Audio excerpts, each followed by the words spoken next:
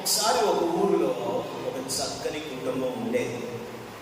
భర్త పేరు ఆనంద్, భార్య పేరు మీనా, కూతురు పేరు నేహ.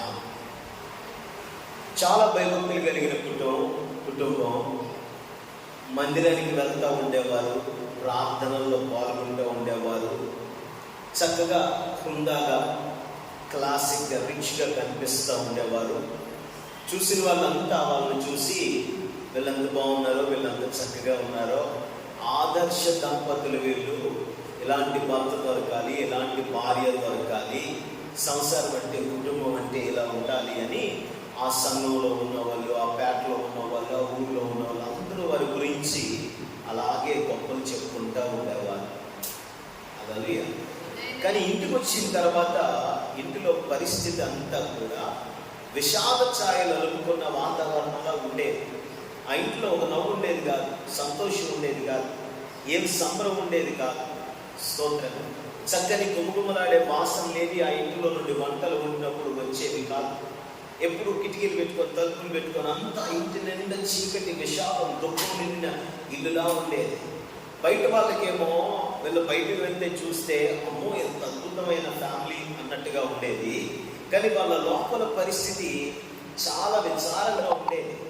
నేహ అనే కూతురేమో తన గదిలో తాను గెడపెట్టుకొని ఉండేది. భార్య భర్తలు ఇరువురు ఇంట్లో ఉండేవారు. భర్త ఉద్యోగానికి వెళ్ళి వచ్చిన తర్వాత రాత్రంతా కూడా ఇంట్లో ఏడుపు తప్ప మరే ఉండేది కాదు, దుఃఖం తప్ప ఏముండేది కాదు. స్తోత్రం చెబుదామా?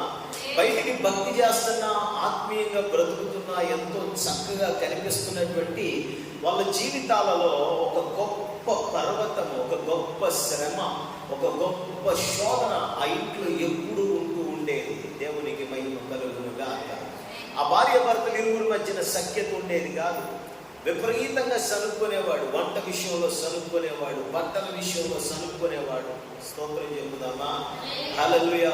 నువ్వు ఇలా ఉన్నావు, నువ్వు అలా ఉన్నావు, నువ్వు ఇలాంటి దానివి, నువ్వు అలాంటి దానివి, నీ వల్ల సంతోషం లేదు, నీ వల్ల సుఖం లేదు, తమ్ముడికి పనికిరావు, నువ్వు ఇంటిలో కూర్చొని ఎద్దు పెరిగినట్టుగా ఒళ్ళు పెంచుకున్నావు అని విపరీతమైన సనుగుడు, రాత్రంతా నస. ఆ భార్య భరించలేని విపరీతమైన మాటలు ఆ భర్త మాట్లాడుతూ ఉండేవాడు. వాళ్ళకు పెళ్ళయి 18 సంవత్సరాలు అయ్యింది. నీకు వంట చేయడం రాదు, ఇది అన్నం అంటారా, ఇది కూర అంటారా, పచ్చగడ్డి పెట్టినట్టు పెడుతున్నావు అని ఆ భార్య ఏం చేసినా కానీ భర్తకు సంతోషం ఉండేది కాదు. వాళ్ళిద్దరి మధ్యన వేదన అనే ఒక పర్వతము ఉండిపోయింది. ఏ పర్వతము? బాధ, కన్నీరు, ప్రేమ చల్లారిపోయినటువంటి స్థితి, దుఃఖము, ఏమాత్రము నెమ్మది లేని స్థితి. వారిరువురి మధ్యలో ఇది ఒక గొప్ప పర్వతంగా మిగిలిపోయింది. 18 సంవత్సరాల నుండి ఆ పర్వతం వాళ్ళ ఇంటిలో వారితో పాటు ఉంటూనే ఉంది. 18 సంవత్సరాలు ప్రతిరోజు ఇవే మాటలు. ఉద్యోగానికి వెళ్ళి వచ్చాడంటే మళ్ళీ ఉద్యోగానికి వెళ్ళేదాకా ఇవే మాటలు, ఇదే పరిస్థితి, ఇదే వేదన. రాత్రంతా ఏంటి మాటలు, నా పరిస్థితి ఏంటి అని చెప్పి భార్య ఒక ప్రక్కన కూర్చొని ఏడుస్తూ ఉండేది. ఉదయం అంతా నా పరిస్థితి ఎప్పటికి మారుతుందా అని బాధపడుతూ ఉండేది. ఆశ్చర్యకరమైన విషయం ఏంటో చెప్పనా? 18 సంవత్సరాలు కూడా ఆ తల్లి, ఆ భార్య ఆ పర్వతంతో పోరాటం చేస్తూనే ఉంది. ప్రతిరోజు ప్రార్థన చేసేది. దేవునికి స్తోత్రం చెబుదామా? ఏం చేసేది? ప్రతిరోజు ప్రార్థన చేసేది. అయ్యా, ఈ పర్వతాన్ని నేను ఎంతకాలమని, ఈ బాధకి ఎంతకాలమని, ఈ శోధనకి ఎంతకాలమని నేను అంటాను. చాలా జ్ఞానం కలిగిన గుణవంతురాలైన స్త్రీ అని అంటాను ఆమెను. చేతులెత్తి దండం పెట్టొచ్చు ఆవిడికి. 18 సంవత్సరాలు ఆ యాతనతో పోరాటం చేస్తూ ప్రార్థన చేసిందంటే ఆమెది మామూలు ఓర్పు కాదు. దేవునికి స్తోత్రం చెబుదామా? హల్లెలూయా. ఈ రోజుల్లో ఒక్క మాట అంటే భరించలేని పరిస్థితి. ఈ రోజుల్లో అనకపోయినా అన్నామని అనిపించుకుంటూ ఉన్నారు, అంటూనే ఉంటున్నారు. 18 సంవత్సరాలు పోరాటం చేసింది. ఒకరోజు రాత్రి ఆమె భరించలేని పరిస్థితికి వెళ్ళిపోయింది. ఆ తల్లి మోకాలు లేసి ఆ రాత్రి ప్రార్థన చేస్తుంటే, అయ్యా, ఇక ఈ పర్వతంతో ఎంతకాలం భరించాలయ్యా, నాకెందుకని కష్టం పెట్టావు ప్రభువా, నాకు ఎందుకని ఎలాంటి పరిస్థితి వచ్చిందయ్యా? ఈయన ఎప్పుడు మారుతాడు? ఎప్పటికి మారుతాడు? పిల్ల చూస్తే 18 సంవత్సరాలు వచ్చే రేపో మోపో పెళ్లి చేసుకొని పోయే వయసు వచ్చింది ఆ పిల్ల ఇదే యాత్రలో 18 సంవత్సరాలు పెరిగి ఈయన ఎప్పుడు మారుతాడు అని ప్రార్థన చేస్తా ఉంటే ప్రభు అన్నాడట ఆ తల్లితో, నువ్వు ప్రార్థన చేసింది చాలు, వెళ్ళి ఆ పర్వతంతో మాట్లాడు అన్నాడట. దేవునికి స్తోత్రం చెప్పండి గట్టిగా. ఏమన్నాడు ప్రభు? నువ్వు ప్రార్థన చేసింది చాలు. You have been praying for 18 long years. 18 సంవత్సరాల నుండి నువ్వు ప్రార్థన చేస్తూనే ఉన్నావు. వెళ్ళి ఆ పర్వతంతో మాట్లాడు. దేవునికి మహిమ కలుగునుగాక. హల్లెలూయా. కొడతాడయ్యా ఆయన. నువ్వు వెళ్ళి ఆయనతో మాట్లాడమంటున్నావు. ఏంటయ్యా ఈ మాటలు, ఈ పద్ధతి ఏంటయ్యా? మారవా అని ఎదురుపడి మాట్లాడితే కొడతాడు. ఎందుకు వచ్చింది ప్రభువా అని అనుకోలేదు. మరుసటి రోజు ఉదయాన్నే లేచి ఆహారాన్ని సిద్ధపరిచింది. ఆమేన్ చెప్పండి. ఆమేన్. ఇల్లంతా చక్కబెట్టేసింది. భర్త డ్యూటీకి వెళ్తున్న టైంలో భర్త దగ్గరికి వెళ్ళి, ఏమండి మీరు ఈ షర్ట్ లో సూపర్ ఉన్నారు అని అన్నది. దేవునికి స్తోత్రం చెప్పండి. ఏమన్నది? ఈ షర్ట్ లో మీరు ఎప్పుడన్నా చెప్పారా? రాజ్బాబు గారు ఎప్పుడన్నా చెప్పారండి? వానమ్మ గారు ఈ షర్ట్ లో సూపర్ ఉన్నారని ఎప్పుడన్నా చెప్పారా? చెప్పారు. హల్లెలూయా. హల్లెలూయా. ఎప్పుడో పెళ్లిలో మురిసిపోవటమే, అప్పుడప్పుడు పెళ్లి ఫోటోలు చూసుకొని మురిసిపోవటమే తప్ప ఈరోజు బాగున్నారు, ఈ డ్రెస్ లో బాగున్నారు అని చెప్పుకోరు. చల్లారిపోతున్నాయి ప్రేమలు. మరుసటి రోజు ఉదయాన్నే లేచి వెళ్ళి చెప్పిందట, మీరు ఈ షర్ట్ లో సూపర్ ఉన్నారు. ఆమేన్ చెప్పండి. అప్పుడప్పుడు కాస్త నేర్చుకోవాలి. భార్యలు కూడా భర్తలను పొగడటం నేర్చుకోవాలి. భర్తలు భార్యలను పొగడతా ఉండాలి, అభినందించాలి. దేవునికి స్తోత్రం చెప్పుదామా? దేవునికి స్తోత్రం చెప్పుదామా? ఆ రోజు ఆయనకి ఏం అర్థం అవ్వలే. రాత్రంతా ఏడుస్తూ కూర్చుంది, పిచ్చి మొక్కుంది. ఎన్ని తిట్లు తిట్టినా కానీ మళ్ళీ తెల్లారి వచ్చి నువ్వు ఈ షర్ట్ లో సూపర్ ఉన్నావు అన్నది అని ఇంటి దగ్గర బయలుదేరి డ్యూటీకి వెళ్ళి మళ్ళా ఇంటికి వచ్చేదాకా ఆ మాట పట్టుకొని తినేస్తుందండి. ఈ షర్ట్ లో సూపర్ ఉన్నావు అన్నమాట. ఆమేన్. హల్లెలూయా.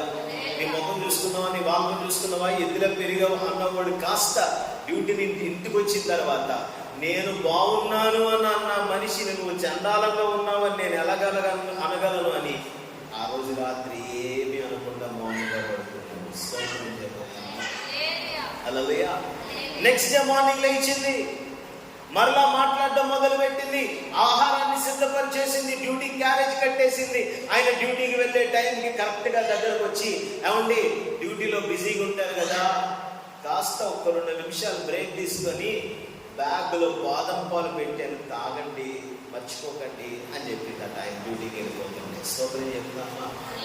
వాడికి బుర్ర పాడైపోయింది. 18 సంవత్సరాలు నేను యాతన పెడితే పిచ్చిది బుర్రలేంది ఇప్పుడు కొత్తగా నా మీద ప్రేమ చూపిస్తుంది అంటే బాదం పాలు తాగాలట. డ్యూటీకి వెళ్ళి కూర్చున్నాడే కానీ మనసంతా బాదం పాలు మీదే ఉన్నాయి. స్తోత్రం చెప్తామా? దేని మీద ఉన్నాయి? హల్లెలూయా. ఆమేన్. రెండో రోజు ఏ నశ లేదు, మామూలు అయిపోయింది. 3వ రోజు ఉదయాన్నే లేచింది, మళ్ళీ యథావిధిగా టిఫిన్ పెట్టింది, పనులన్నీ చేసింది, బాక్స్ కట్టింది. ఆయన డ్యూటీకి వెళ్ళేటప్పుడు ఆపి, ఏమండి ఈరోజు తొందరగా వచ్చేయండి. స్తోత్రం చెప్పుదామా? స్తోత్రం చెప్పుదామా? 15-20 రోజులకి 18 సంవత్సరాల నుండి ఆ కుటుంబంలో విషాదాన్ని నింపి ఒక సాడ్ అట్మాస్ఫియర్, వేదనకరమైన వాతావరణాన్ని నింపిన పర్వతము 15-20 రోజుల్లో నెమ్మదిగా కరిగి పరిపూర్ణంగా కనుమరుగైపోయింది. దేవునికి మహిమ కలుగునుగా. దేవునికి మహిమ కలుగునుగా. స్తోత్రం చెప్పుదామా? పెద్ద మనుషులు వచ్చారా పర్వతాన్ని కరిగించడానికి? ఆమేన్ చెప్పండి గట్టిగా. పోలీసులు వచ్చారా పర్వతాన్ని కరిగించడానికి? లాయర్స్ వచ్చారా? దేవునికి స్తోత్రం చెప్పుదామా? పర్వతాన్ని కరిగించడానికి బంధుమిత్రులు ఎవరన్నా వచ్చారా? పర్వతాన్ని కరిగించడానికి భూత వైద్యులు ఎవరన్నా వచ్చారా? పెట్టుడు మందులు ఏమన్నా పనికి వచ్చాయా? ఆమేన్. మార్కు సువార్త 11:23లో యేసు ప్రభు అంటున్నాడు, నీ ఎదుట నీకు ఏదైనా పర్వతము కనిపిస్తే, అది వేదన అనే పర్వతం కావచ్చు, భయం అనే పర్వతం కావచ్చు, శాపం అనే పర్వతం కావచ్చు, ఆర్థిక ఇబ్బందులు లోటుపాట్లు అనే పర్వతం కావచ్చు, నీ ఎదుట నీకు ఏ పర్వతము కనిపించినా ప్రార్థన చేసింది చాలు, నువ్వు దానితో మాట్లాడడం మొదలు పెట్టు అంటున్నాడు యేసు ప్రభు వారు. ఆమేన్ చెబుదామా? నువ్వు ఏం మాట్లాడతావో ఆ పర్వతంతో అదే నీకు కలుగుతుంది. ఆమేన్ చెప్పండి గంభీరంగా. హల్లెలూయా. What you speak with the mountain is what you get. ఆ పర్వతంతో నువ్వు ఏం చెప్తావో అదే నీవు పొందుకుంటావు. దేవునికి స్తోత్రం చెప్పండి. హల్లెలూయా, హల్లెలూయా. కొంతమంది పర్వతాలతో మాట్లాడు, ఏం చేయరు? పర్వతాలతో మాట్లాడు. నువ్వు కదిలిపో, నువ్వు అడ్డు ఉండటానికి వీలు లేదు, నువ్వు ఇక్కడ నుండి తొలగిపోయి సముద్రంలో పడవేయబడాలి. ఇదిగో ఈ విధంగా ఈ వ్యధలో ఈ బాధలో నేను నలిగిపోతూ ఉండటానికి నా దేవుడు నా జీవితాన్ని నిర్ణయించలేదు, కాబట్టి నేను నిన్ను తొలగిపోమని గద్దిస్తున్నాను అని గద్దించాలి. కొంతమంది పర్వతాలని గద్దించకుండా ఆ పర్వతాలకు అలవాటు పడిపోతా ఉంటారు. ఏమైపోతా ఉంటారు చెప్పాలి? అలవాటు పడిపోతా ఉంటారు. ఏం చేయలే, నా రాత దేవుడు ఇలా రాశాడు. స్తోత్రం చెబుతామా? స్తోత్రం చెబుతామా? మొన్న ఎవరో అంటున్నారు నాతో ఫోన్లో, ఏం చేద్దాంలే బాబు, నీ రాత దేవుడు అలా రాశాడు. నేనన్నాను, నా రాత చాలా అద్భుతంగా రాశాడు దేవుడు అన్నాను. ఆమేన్ చెప్పండి, ఆమేన్ చెప్పండి. హల్లెలూయా, హల్లెలూయా. మునుపటి కంటే బహుఘనమైన రాతలో దేవుడు నన్ను నడిపిస్తున్నాడు అని అన్నాను. కొంతమంది గ్రహించుకోరు, పర్వతాలకు అలవాటు పడిపోతారు. నా పరిస్థితి ఇంతేలా అనుకుంటారు. ఆ శ్రమకి, ఆ శోధనకి, ఆ బాధకి, ఆ ఇబ్బందికి, ఆ కష్టానికి ఏం చేస్తాంలే, మా బ్రతుకు ఇంతే అనుకొని బ్రతుకుతారు. ఆమేన్ చెప్పుదామా? అలాంటి స్థితిలో నువ్వు ఉండకూడదని ప్రభు ఈ దినాన నీతో మాట్లాడుతూ ఉన్నాడు. ఆమేన్ చెప్పుదామా? స్తోత్రం చెప్పుదామా? దగ్గరికి స్తోత్రం చెప్పుదామా? విశ్వాస సహితమైన మాటలు పర్వతాలతో మాట్లాడాలి. పర్వతము శత్రు రూపంలో ఉండొచ్చు, పర్వతము కన్నీటి రూపంలో ఉండొచ్చు, పర్వతము డబ్బుల రూపంలో ఉండొచ్చు, పర్వతము అనారోగ్యం రూపంలో ఉండొచ్చు. దేవునికి మహిమ కలుగును గాక. You must speak words of faith to the mountain. ఆ పర్వతముతో నువ్వు విశ్వాస సహితమైన మాటలు మాట్లాడాలి. స్తోత్రం చెబుదామా? ఆమేన్ చెబుదామా? ఆనందం ఇంట్లో ఉన్న విషాదం తొలగిపోవటానికి కారణము ఆ స్త్రీ లేచి పర్వతంతో మాట్లాడటం ప్రారంభించింది. దేవునికి మహిమ కలుగును గాక. దేవునికి మహిమ కలుగును గాక. ఆమేన్. మాట్లాడాలి. కొంతమంది మాట్లాడమన్నాం కదా అని చెప్పి ఎప్పుడు చూసినా నసకే చెప్పాలి. ఎప్పుడు చూసినా స్తోత్రం చెబుదామా? హల్లెలూయా. ఏమైనా ఉన్నా నసకే, లేకపోయినా నసకే. 24 గంటలు చదువుకుంటూనే ఉంటారు, 24 గంటలు వాళ్ళు గొనుక్కుంటూనే ఉంటారు. దేవునికి మహిమ కలుగును గాక. ఇశ్రాయేలీలు అరణ్యములో వెళ్తా ఉన్నప్పుడు ఆకలి వేసిందట వాళ్ళకి. ఏం వేసింది వాళ్ళకి? ఆకలి వేసిందట. దేవునికి స్తోత్రం చెప్పుదామా? ఆకలి వేసినప్పుడు ప్రార్థన చేయాలి, లేదా విశ్వాసంతో నా దేవుడు నాకు ఆహారాన్ని పంపిస్తాడన్న ఆశతోనైనా నిరీక్షణతోనైనా ఉండాలి. కానీ వీళ్ళు ఏం చేశారు తెలుసా? ఇశ్రాయేలీయులు వారికి అరణ్యంలో ఆకలి వేసినప్పుడు, ఏం దేవుడోనమ్మా, ఐగుప్తులను బయటికి తీసుకొచ్చాడు, అక్కడేమో కీర దోసకాయలు తిన్నాం, అక్కడేమో క్యారెట్లు తిన్నాం. దేవునికి స్తోత్రం చెబుదామా? అక్కడేమో బీరకాయలు తిన్నాం, అక్కడ చేపలు తిన్నాం అని జ్ఞాపకం చేసుకుంటా ఉన్నారు. ఆమేన్ చెప్పండి. హల్లెలూయా. ఇక్కడ ఆహారం లేదు, ఈ పరిస్థితులకి దేవుడు తీసుకొచ్చాడు అని ప్రార్థన లేదు, విశ్వాసం లేదు, ఆ శ్రమను చక్కదిద్దుకునే ప్రయత్నం కూడా వాళ్ళు చేయలేకపోతా ఉన్నారు. ఈ లోపల దేవుడు ఏం చేశాడో తెలుసా? ఒక మంచి గొప్ప తూర్పు గాలిని రప్పించి పూరేళ్లను పంపించాడు, పిట్టలను పంపించాడు. దేవునికి స్తోత్రం చెబుదామా? ఏం పంపించాడు? మంచి మాంసం కూర భోజనం పెట్టాడు. తిన్నారు. ఎంత విపరీతంగా తిన్నారో తెలుసా ఇశ్రాయేలీయులు? ఆహారం ఎక్కువయ్యి గొంతు నిండి గొంతులో నుండి ముక్కులో నుండి బయటకు వచ్చి అంత విపరీతంగా తిని చస్తా ఉంటే ఇంత తిండి పెడతాడా?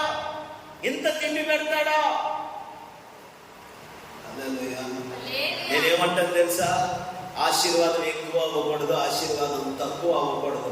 ఆశీర్వాదం అనేది, దీవెన అనేది బ్యాలెన్స్డ్గా ఉండాలి. ఆమేన్ చెప్పండి గట్టిగా, స్తోత్రం చెప్పండి గట్టిగా. ఎక్కువైనా ప్రమాదమే. దీవెన ఆశీర్వాదం ఎక్కువైందా దాన్ని ఒక పర్వతంగా మార్చేసుకుంటారు. ఆశీర్వాదం తక్కువైందా దాన్ని ఒక పర్వతంగా మార్చేసుకుంటారు. దేవునికి స్తోత్రం చెప్పుదామా? హల్లెలూయా. ఎవరైనా నువ్వు చూసుకున్నావా? నీ ముఖం చూసుకున్నావా? నీ బ్రతుకు చూసుకున్నావా? నీ పరిస్థితి చూసుకున్నావా? ఎలా ఉన్నావో తెలుసా అనంటే ఏం చెప్తారో తెలుసా? నా కళ్ళు పెట్టి చూడు అనంటే. ఆమేన్. ఎలా చూడాలి? నీ కళ్ళతో చూస్తే అంతా నీకు చండాలంగానే కనబడుతుంది. నా కళ్ళతో చూడు, నన్ను దేవుడు ఎంత మహిమ కలిగిన స్థితిలో ఉంచాడో నీకు కనబడుతుంది అని చెప్పాలి. ఆమేన్. Speak positively. అనుకూలమైన మాటలు మాట్లాడాలి. ఆమేన్ అని చెప్పుదామా? పర్వతాలు ఎదురైనప్పుడు ఆ పర్వతమును చూసి కృప కలిగిన మాటలు మాట్లాడాలి. ఆమేన్ అని చెప్పండి గట్టిగా. నువ్వు ఏది మాట్లాడుతావో అది నీకు కలుగుతుంది. మీరు గమనించారో లేదో, మార్కు సువార్త 11వ అధ్యాయము 23వ వచనంలో చాలా అద్భుతమైన సంఘటన ఒకటి ఉంది. 3 సార్లు చెప్పి చెప్పి చెప్పి అనే పదం కనబడుతుంది. ఎన్నిసార్లు? హల్లెలూయా. ఒక్కసారి అంటే ఏదో అనుకోవచ్చు. 2 సార్లు దేవుడు ఏదైనా చెప్పాడంటే అది కన్ఫర్మ్ అని అర్థము. ఆమేన్ చెప్పండి. హల్లెలూయా. ఎన్నిసార్లు చెప్పాడు పర్వతంతో మాట్లాడమని? ఎన్నిసార్లు ఉంది? చెప్పి అనే పదం ఎన్నిసార్లు ఉంది? 3 సార్లు ఉంది. అంటే డబుల్ కన్ఫర్మ్. నువ్వు చెప్పిన దానిని నువ్వు నిశ్చయముగా పొందుకుంటావు. ఆమేన్ అని చెప్పుదామా?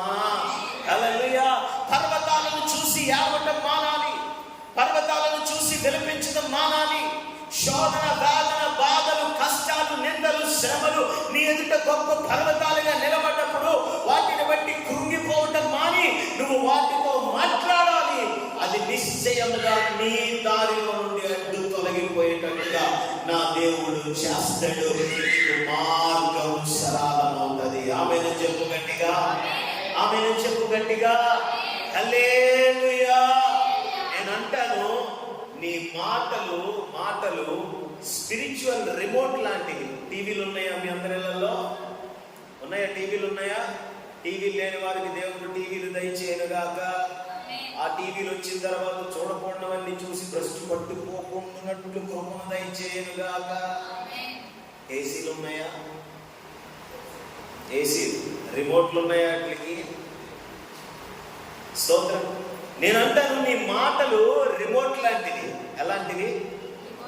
మీరు ఎప్పుడన్నా, మీకు అంత టైం లేదు కాబట్టి చూసి ఉంటారు, కానీ ఇంటికి వెళ్ళిన తర్వాత మీ టీవీ రిమోట్ తీసుకొని చూడండి. ఇంతకుముందు DVD ప్లేయర్లు అవి ఉండేవి. ఆ రిమోట్లు తీసుకొని చూడండి. 4 బటన్లు ఖచ్చితంగా కనబడతాయి. ఒకటేమో ప్లే ఉంటుందా? ఉండదా? రెండోది స్టాప్, అదే పాజ్ కానీ స్టాప్. ఆ పక్క ఈ పక్క ఇంకో 2 ఉంటాయి. ఒకటేమో రివైండ్, ఇంకొకటేమో ఫాస్ట్ ఫార్వర్డ్. స్తోత్రం చెప్పుదామా? నీ మాటలు రిమోట్లో ఉన్న ఈ 4 బటన్స్ లాంటివి నీ మాటలు. కొంతమంది ఏం చేస్తారు తెలుసా? రివైండ్ బటనే నొక్కుతారు. ఎక్కడికి వెళ్ళిపోతారో తెలుసా? పెళ్ళైన రోజుకి వెళ్ళిపోతారు. కట్నం ఇస్తానన్నాడు మీ నాన్న 5 లక్షలు, 3.5 ఇచ్చాడు, 1,00,000. స్తోత్రం చెప్తామా? ఒక ఆయన ఉన్నాడు, చనిపోయాడు ఆయన. ఈ బోడి 3,000 తెచ్చిందండి కట్నం ఇది అనేవాడు. ఎన్ని వేలంట? 3,000 8,000 కట్ట గుర్తులేదు, చాలా కాలం అయిపోయింది.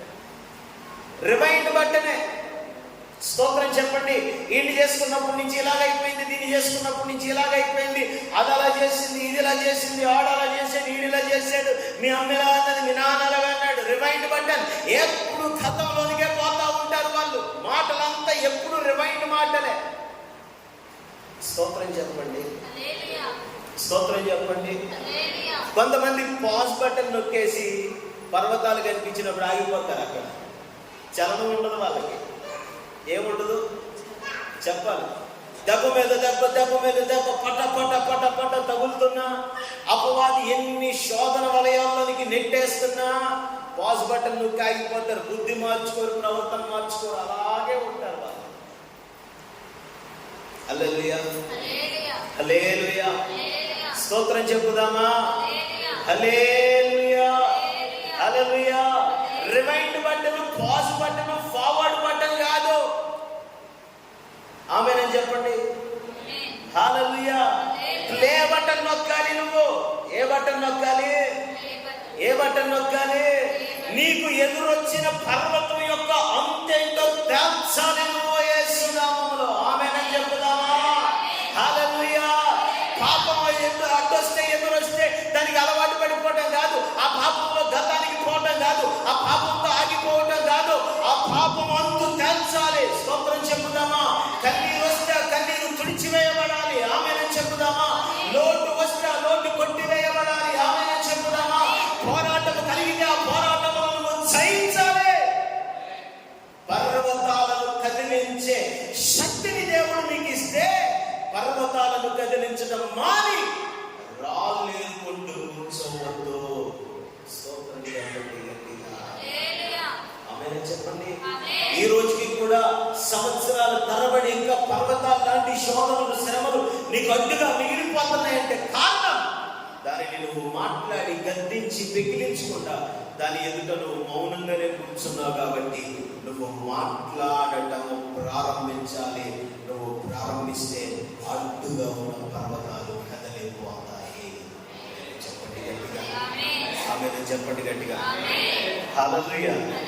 ఏం చేస్తావు? ఈ రోజు నుంచి ప్రార్థన చేస్తానన్న స్తోత్రం చెప్పండి. చెయ్యండి, మంచిదే. మాట్లాడతానన్న వాళ్ళు కూడా స్తోత్రం చెప్పండి. మాట్లాడండి, మరీ మంచిది. స్తోత్రం చెప్పుదామా? హల్లెలూయా. ఏడుస్తూ మాత్రం కూర్చోవద్దు. రిమోట్ ని చక్కగా ఆపరేట్ చెయ్యాలి. ఆమేన్ చెప్పండి గట్టిగా. ఏం చేయాలి? రిమోట్ ని చెప్పండి, చక్కగా ఆపరేట్ చేయండి. దానికేమో 10 మంది పిల్లలు ఉన్నారు, అన్నకేమో ఒక్కరు కూడా. చూడండి బైబిల్ గ్రంథాలు తెరిచి మొదటి సమూయేలు గ్రంథం 1వ అధ్యాయం 7వ వచనం. మొదటి సమూయేలు గ్రంథం 1వ అధ్యాయం 7వ వచనం. ఏం చేస్తుంది హన్నా?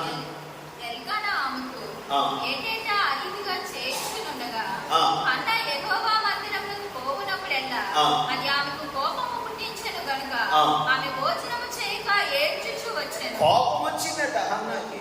స్తోత్రం చెప్పుదామా? ఆమేన్. కోపం వచ్చి భోజనం చేయటం మానేసి, అన్నం తినడం మానేసి ఏడుస్తూ ఉందట. స్తోత్రం చెప్పండి. కోపాలు వచ్చినప్పుడు తినడం మానేయండి. ఆమేన్.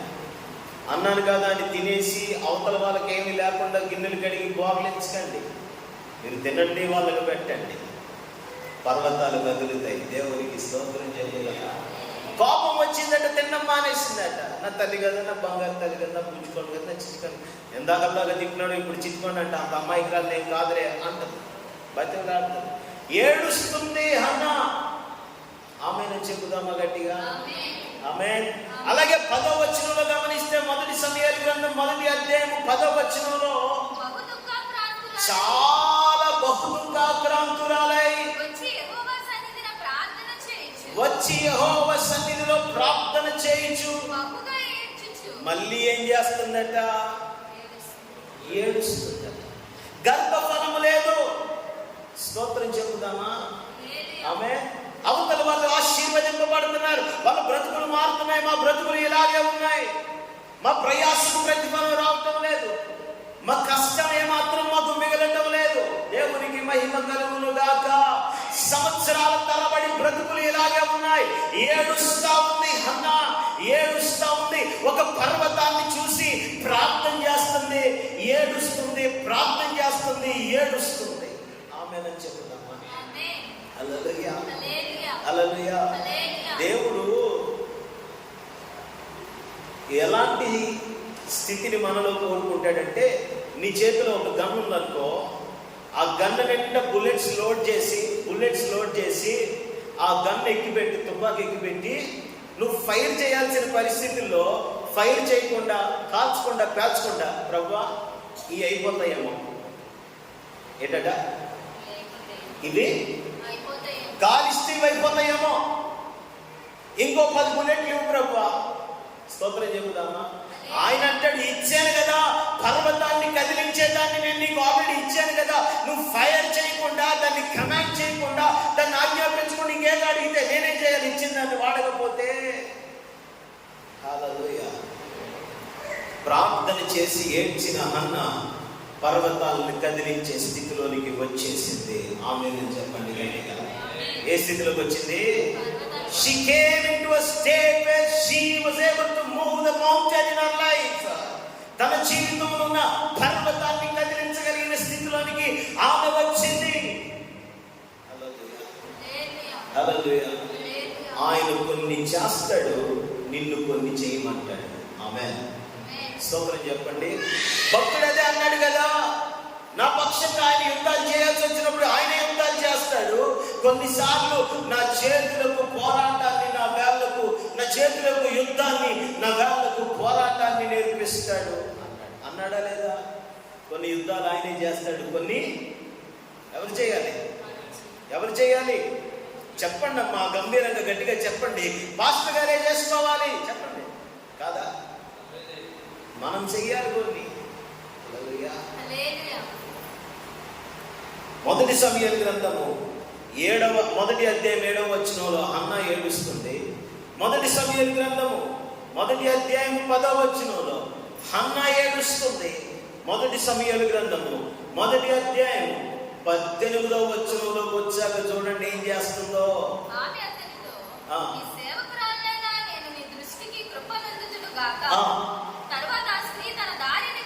తర్వాత ఆ స్త్రీ అనగా హన్న తన దారిన వెళ్ళి, ఏమంటే అద్భుతమైన మాట అండి. అప్పటి వరకు ముందుకు అడుగు వేయలేకపోయింది, ఆహారం తినలేకపోయింది, ఏడుపు తప్ప ఏమీ మిగలలేదు. దేవునికి స్తోత్రం చెప్పుదామా?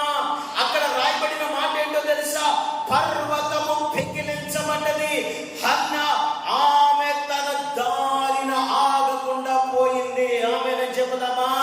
ప్లే బటన్ నొక్కింది, నొక్కిన వెంటనే ఫాస్ట్ ఫార్వర్డ్ బటన్ ముందుకు వెళ్ళటము మొదలు పెట్టింది. స్తోత్రం చెప్పండి గట్టిగా. దారి క్లియర్ అయిందా, బ్లాక్ అయిపోయిందా? అన్న కోసం చెప్పండి. క్లియర్ అయిందా, బ్లాక్ అయిపోయిందా? ఆ మార్గంలో పర్వతాలు ఇక అన్నకి కనిపించలేదు.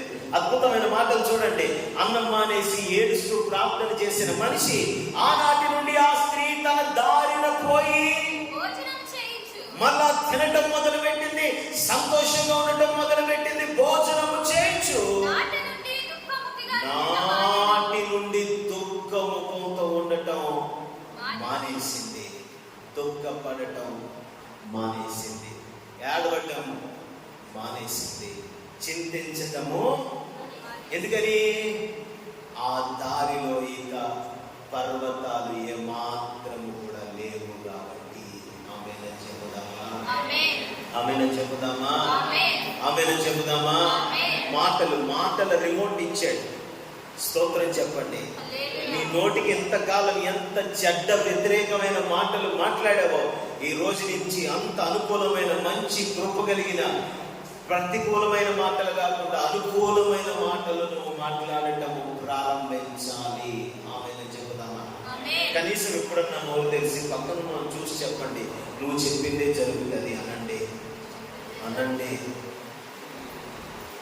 అనండి. పాపం వాళ్ళు ఎన్ని పర్వతాలతో ఉన్నారో, వాళ్ళ జీవితంలో చెప్పుకోలేని కొన్ని, చెప్పుకోలేనివి కొన్ని. స్తోత్రం చెప్పుదామా? పక్కన ఉన్నోళ్ళకి చెప్పండి, నువ్వు చెప్పిందే జరుగుతుంది. ఎంత నీరసమో కాస్త ఓపికగా నాతో అన్న చెప్పండి. అబ్బా, థ్యాంక్ యూ సో మచ్.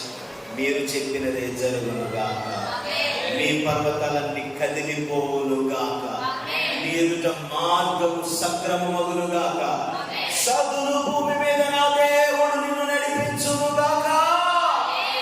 హల్లెలూయా, హల్లెలూయా. ఏడవటాలు మానేయండి, సనుకోటాలు మానేయండి, గొనుక్కోటాలు మానేయండి. ఐగుప్తులో నుండి బయటికి తీసుకురాగానే నిర్గమకాండం 14వ అధ్యాయము 15వ వచనములో ఎదుట ఎర్ర సముద్రము కనిపించిందట. ఏం కనిపించింది చెప్పాలి త్వరగా. ఏం కనిపించింది? ఎదుట ఎర్ర సముద్రం కనిపించిందట.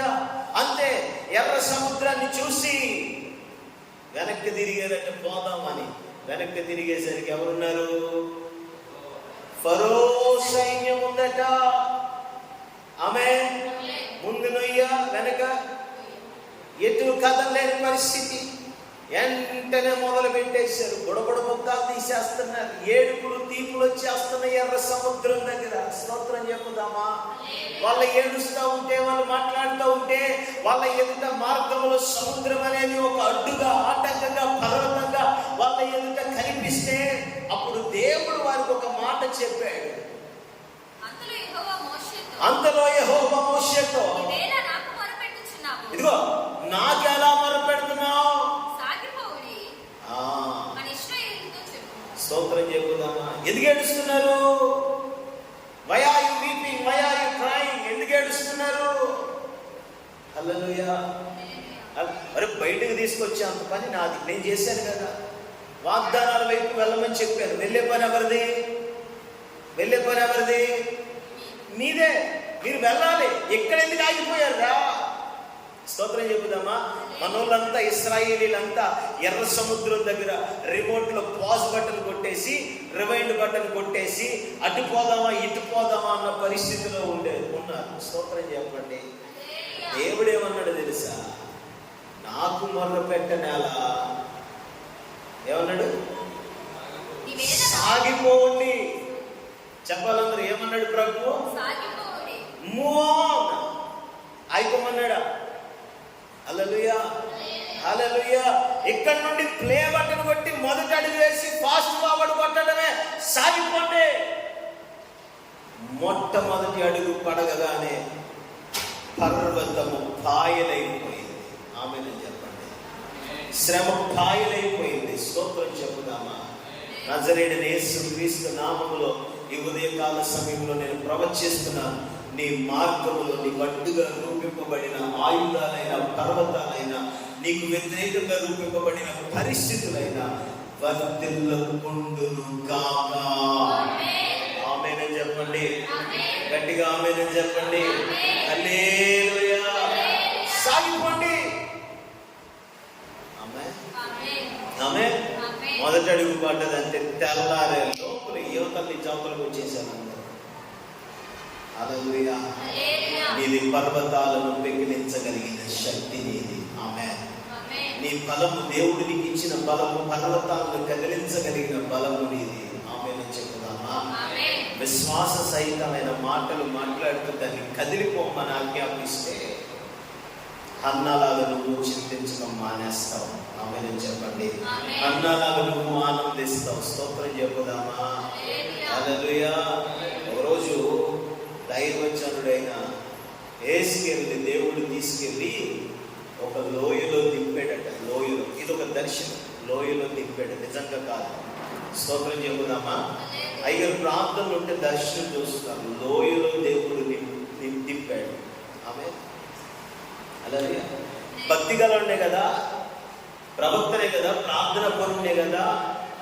స్తోత్రం చెప్పుదామా. నీతిగా బతుకుతున్నాడు కదా, నీ పని నీ సేవ చేసుకుంటూ నువ్వు చెప్పినట్టు చేసావండి కదా.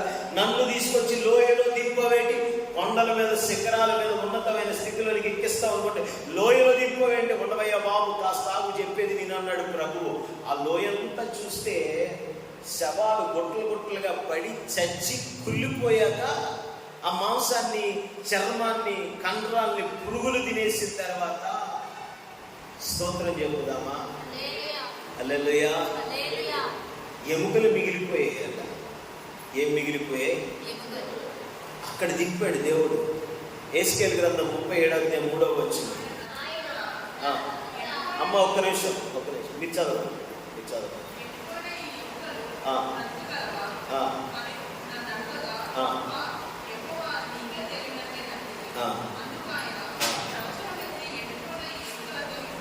చాలా అమ్మ మీరు చదవండి. అదే మాట మీరు చదవండి. పోటీ పడ్డారు కదా.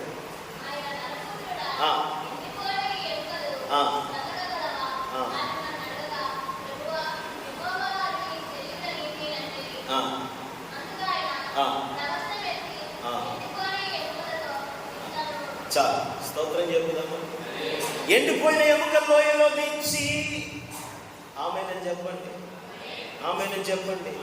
హల్లెలూయా. అదేంటో కానీ ఒక్కొక్కసారి అన్నీ ఇమ్మని దేవుడిని అడిగితే ఉన్నాయి కూడా తీసేస్తూ ఉంటాడు.